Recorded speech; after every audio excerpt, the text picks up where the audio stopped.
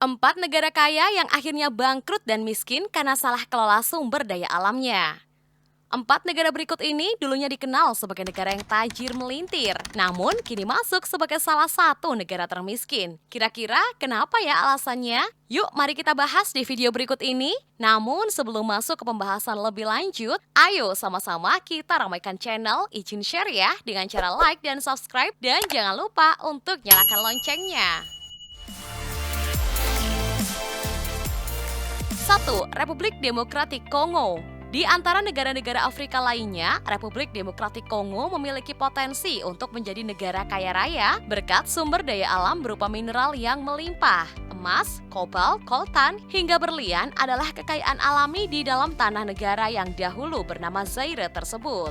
Alih-alih membuat makmur masyarakatnya, Kongo justru tercabik-cabik oleh perang sipil antara pemerintah dan kelompok bersenjata. Belum lagi perilaku korup pejabat negara dan sistem kepemimpinan yang diktator membuat Kongo semakin tenggelam dalam kemiskinan. SDA yang melimpah pun hanya sekedar cerita bagi mereka. 2. Venezuela.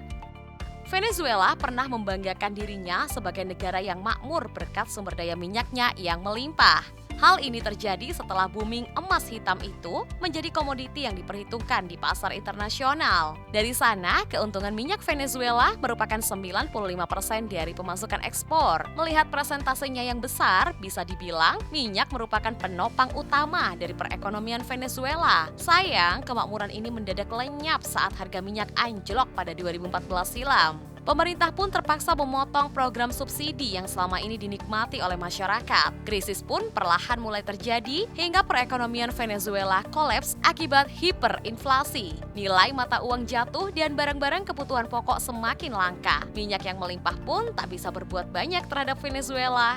3. Nauru. Tambang fosfat yang melimpah tidak mampu memakmurkan Nauru. Optimisme untuk menjadi negara kaya raya pernah lekat pada Nauru.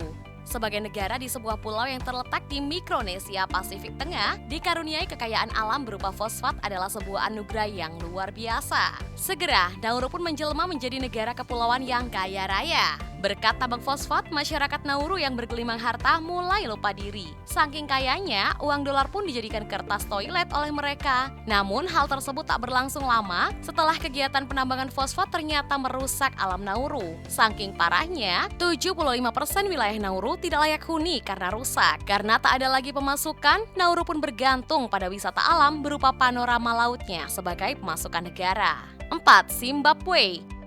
Rakyatnya dililit kemiskinan meski Zimbabwe punya tambang berlian. Zimbabwe dikenal sebagai negara di kawasan Afrika yang memiliki penambangan berlian ternama di dunia. Kekayaan alam berupa mineral berharga tersebut sejatinya bisa membuat masyarakat Zimbabwe berjaya. Apa daya, krisis yang menggerogoti perekonomian menjadi sebab negara tersebut jatuh ke jurang kemiskinan. Semua hal ini terjadi akibat penerapan manajemen industri yang salah dan pemerintahan yang korup. Hiperinflasi pun datang dan semakin menyengsarakan rakyat. Presiden Robert Mugabe yang dianggap tak mampu mengendalikan keadaan sampai dikudeta oleh militer hingga berhasil menumbangkan pemerintahannya. Kondisi negara yang carut-marut berimbas pula pada pengelolaan industri berlian negara. Hasil dari tambang yang seharusnya dinikmati oleh rakyat justru banyak mengalir ke kantong para elit dan pemodal asing.